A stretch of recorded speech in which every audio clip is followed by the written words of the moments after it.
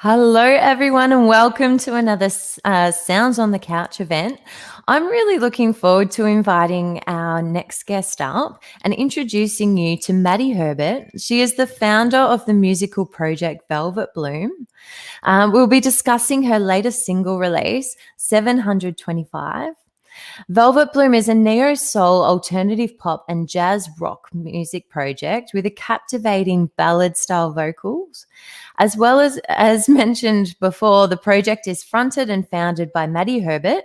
She performs both solo and with different variations of her live band, the Vito Collective. So I know that you'll be really keen to get this chat started, so I won't keep you any longer. I'll bring her up right now. Hello, Maddy. How are you? Hi. I'm good, thank you. How are you? Good, thank you. Thank you so much for joining us today. Thank you for having me. We'll just jump straight into the questions. So, would you Awesome. be able to maybe start with a little bit about your background and what it was that first drew you to music?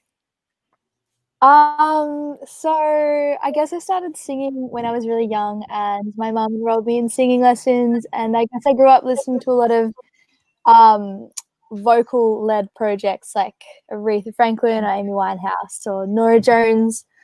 And I just knew that I really wanted to do music for probably like since like the start of high school maybe. And then maybe towards the end of high school I kind of realized that I actually like wanted to make a career out of it. Fantastic. What was it that helped you decide to make that into a career? Was there something that triggered that in the first place? I mean, I think just being immersed in the music community and like actually playing shows and stuff, you get you really just want to do it, and it kind of you get a bit addicted and it makes you want to come back for Yeah. more, I guess. Also recording, like I don't know, I was having a conversation with some people at a live stream that we were doing the other day, and they were kind of just talking about how like, you know, recording is such a process, like, and it's you know, a lot. And I was kind of like, that's one of my favorite parts about like doing music and stuff. Like the whole recording process is like really, really special to me, and I really enjoy being in the studio. But yeah, live stuff is also super special. So I think it just is super appealing because it's just anything music I'm pretty into. So yeah.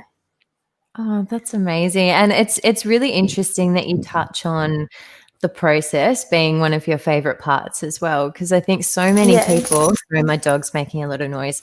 I think so many people are focused on that whole like getting to the end result and rushing, um, which is amazing.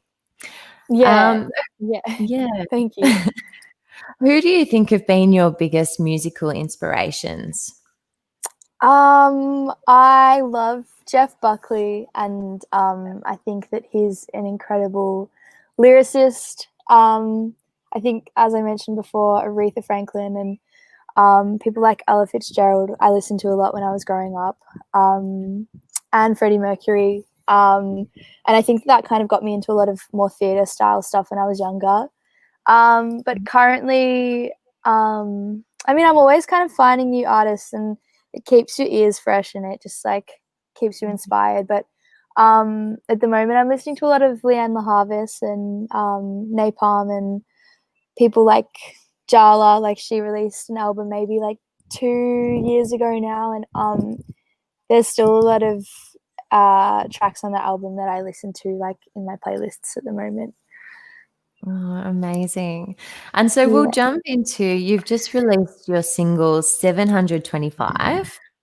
Are you able to tell us a little bit about what inspired you Yeah. to put that song together? Yeah, so it actually came out as a part of a compilation album with Cousin Will Records. Um, yeah, oh sorry. So that song came out as a part of a compilation album with Cousin Will Records, and it was mixed and recorded by Quinn Grundon from the Grogans. And I guess we've been playing with them for quite some time, and yeah, Will had asked us to be a part of the compilation, and we were obviously really excited to do it because like it just feels like a bit of a community and stuff at the moment, especially. Like it's so nice to have released something that makes you feel like a part of something that I guess is a bigger picture. And yeah, so I wanted to record something for the album, but I was very, very stuck on what I actually wanted to put on it, especially because we are slightly, I mean, yeah, we've got a different sound to most of the people on the record, I guess. But it was really nice to put something in that was, so I wanted to put on something that was going to be a little bit different in terms of style to the previous things that we have released, just because, you know, it keeps everything a little bit interesting. I also think that this song's pretty fitting for, you know, being in a pandemic. It's just, it is, it feels like you're kind of taking a step back from things. Okay, excellent. And Yeah. so, in terms of what the song means to you, I guess you've spoken a little bit about it. I mean, being really fitted for the pandemic and that kind of thing. But Yeah. what does the song actually mean to you individually? So I wrote this song in the midst of a breakup, and it was kind of just a realization. It was a realization that I wanted something different to what I had at the time, and it was kind of just about accepting that, you know, maybe what was going on wasn't right at the time. So yeah, it was kind of meant to just be a track that kind of spoke to the fact that you can be losing something, but be okay with it because you know that in the long run, it's probably going to end up being better for you. Yeah, which is an amazing story for so many people to hear as well. Yeah. Yeah. Oh, thank you. So, what does your creative process look like when you're putting together a song? So usually I'll write um, the melody. It'll usually just come to me. So for some reason, it's usually when I'm driving as well. And I'll have to pull over and then like record something, and then um, I will bring it home and maybe refine the melody a little bit more and play something on guitar Mhm. and add it to um, sometimes I'll record it into Ableton, but sometimes I'll just um, refine it to a point and then bring it to the band, and then they will add their own flavors to the track. And usually I'll kind of just like give them some inspiration on what I want the song's end goal to be, and then we kind of, yeah, we create something together after the fact. Yeah. No, great. And how did the band itself come together? So I've been with my drummer and bassist since I kind of started playing with a band. Those two have been with me from the start. We had a different guitarist, and then he kind of left, or he was moving overseas for a little bit, and we found a new guitarist, which is Alex, who is our current guitarist. Um, and Yara joined maybe just over a year ago now. I'd been performing various kind of events and stuff with her own project, and then that just kind of, yeah, just happened one night. I was like, you should come and do BBs for me, and then she was like, well, I know your songs. So then she just got up on stage and did it, so It was that just was meant to fun. be. Yeah.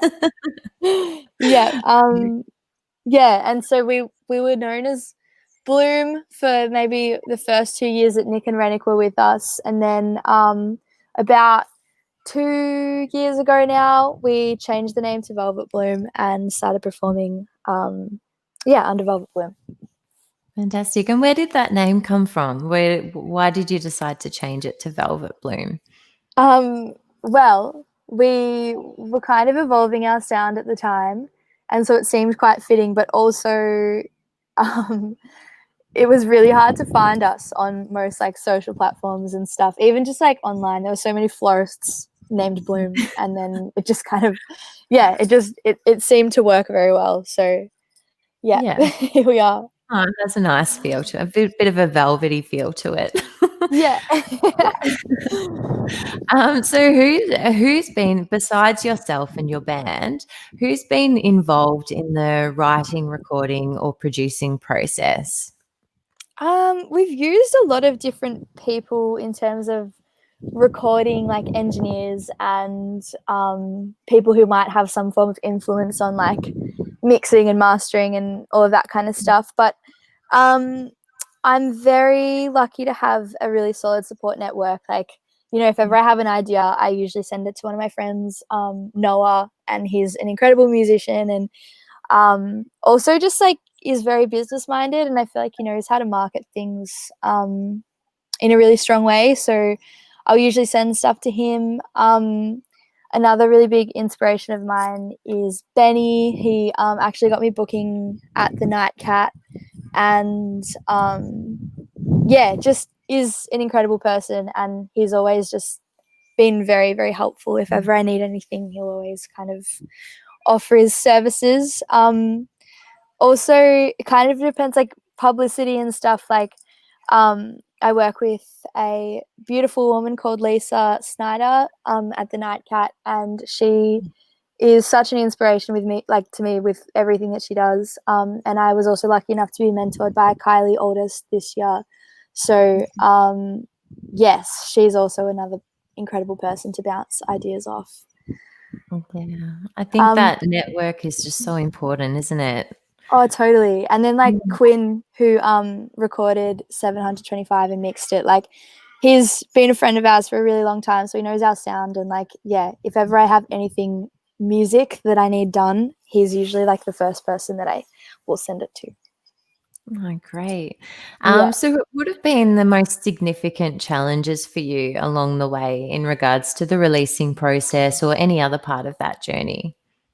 Yeah, like do you mean in during COVID, or do you mean like regular Yeah, well, life? I guess COVID has been a big part of this release, hasn't it? So, Yeah. how has COVID affected you? With this current release, I think it was kind of just more like you don't really, I mean, it's a pandemic, so there's no rule book on how to like promote stuff in a pandemic, or you know what works. So I guess it's just been that like trying to experiment and figure out what is going to work for this release. And like we were really lucky, we had a really, really great reception to the song, so that was really great. And we've got such an amazing community of people who like listen to our music and who really support us. So yeah, we were really lucky with that. And also just like you know, one of my friends had a whole heap of footage from gigs, and so yeah, now we've got a music video coming out on the 13th of November. So yeah, I think we've just been lucky enough to have a really incredible community around us. But like in terms of challenges releasing during COVID, I mean, we are kind of like swamped with so much media and stuff on our socials, and it's just like people don't really know if they want to be consuming at the moment, or like what they want to be consuming at the moment. So it's just like I think it's a lot. Also, like, you know, I feel like people aren't on social media as much at the moment just because of everything that's kind of going on, and so that's kind of the only way to push your stuff at the moment, unless you're doing like radio and stuff as well, which like we have been. But yeah, the social media thing is usually like a very, very big target of ours, and it's been a lot different during the pandemic, I would say. That's Yeah. a really interesting point that you put out there. And it's something that hasn't come up in any of the other interviews. So, why do you think that maybe people might not be on social media as much during this time? For their mental health, I would say. It's just like it's a lot. There's so Yeah. much, and there's so much going on in the world, like regardless of you know, coronavirus stuff, like just social media just zaps you, like your Mm, energy levels and stuff. Like, I mean, I work a lot in social media, obviously with Velvet Bloom, but I also do like the Nightcats social media, and I'm like assistant of um the like PR team there. So it's just like I get it. Like, I totally get it. It just, if I'm not on there for business stuff, then I'm not really on there. Yeah, no, that's good. At the moment. If Just with a lot. Yeah. If all the stars aligned for you, sort of with everything that you could dream of for yourself and for your band, where would you ultimately like to get to? Sorry, you cut out for that last Oh, bit. sorry. Where would you like to end up? Where would you like to get to? Yeah. Mm. I mean, currently I'm obviously not right now, but we are doing most of the things that I want to eventually be doing, maybe just on a bit of a larger scale. Like, we were set to be going on tour with Great Gable, which would have been our first like national support tour. Which, you know, every time we ever play with them, like, they sell out all of their shows, and they're just like such legends. It's so lovely to deal with. I guess a long-term goal would be to basically be doing what we are doing, but on a larger scale, I think. And releasing and recording more frequently. It was obviously hard during a pandemic to be recording, but like, I think we've now figured out exactly what team works for us in terms of recording and releasing music. So now that we have that, I think that next year is going to be really positive for us. And obviously, like, touring international would be the dream. Like, that would be so cool. Yeah. And what do you, with regards to that, what will you do differently next time in regards to the releasing? What have you learnt from your previous experiences? I mean, you're kind of always changing like release strategies and stuff, but like, I want things to feel more personal. I think especially after like going through what we've kind of been through this year, people are craving some form of intimate connection, and I feel like a lot of the music that I write is super emotive in some degree. So I just hope that eventually it can connect with more people on on an emotional level, because I feel like I always get people kind of like messaging us or you know, getting in touch with us in some way, just saying like, you know, this song, like, I listen to it and I feel so happy, or I feel like this song, I really resonate with it or whatever. And that's just like, that is so cool to me. Like, that maybe I didn't intend this to write the song the way that they perceive it, but it doesn't matter. Like, it really doesn't matter. As long as they get something out of it, then I'm really, really happy that, I'm really happy that they heard it. Oh, So that's yeah, beautiful. in terms of releasing, I guess, just keep on trying new things and stay authentic to myself and my music, and that would probably be it. I love it. So, if we've got another musician that's watching this back that is inspired by your story, what kind of Oh. advice would you give them to sort of move forward and move to the next step, or from your experience? I mean, it's so hard with music because it's not just like you would come up with one strategy to fit everyone who's doing music. I think if you are a musician who wants to get to the next level, you've just got to work really hard. Like, work really, really hard, put heaps of time into it, put heaps of energy into it, and make sure that you surround yourself with people who inspire you and people who, you know, might help you get somewhere, but also you're helping them, because I feel like relationships, you've always, like, in every relationship, it's got to be give and take. Like, you know, if you're a musician and you're wanting to get to the next level, like, don't think that people should just help you, because like, you should want to help other people too. Exactly. And I mean, that's why we go into music, isn't it? We don't go for you don't go for the instant cash. Definitely not the money. Yeah. So is there anything else that you might like to share with our audience before we finish up? Yeah, of course. Good luck to everyone leaving isolation. I think that you know, although it's this incredible time where like things are opening back up and you can see your friends and stuff, you might be going through a bit of mental strain or like having, you know, anxiety about getting back out into the real world. But I don't know, take things slow and just do what you would like to do, and take time for yourself and listen to your needs, I guess. So Yeah, amazing. yeah. Well said. And finally, just where can people find your music if they're trying to look for you? Yeah. So we will be under velvetbloom.music at pretty much every social media outlet that we have. So that's Instagram, Facebook, and Bandcamp. And then yeah, you can find us on Spotify and Apple Music and YouTube and all of the things, I think. Perfect. All right. Well, thank you so much for joining us today, Maddy. Thanks, guys. It's been amazing. So we'll Sorry finish up about the there. internet. No, that's okay. It worked well in the end. So just two little glitches, but Yeah, we got there. we're here. Everyone's using my Mornington Peninsula Wi-Fi, I think.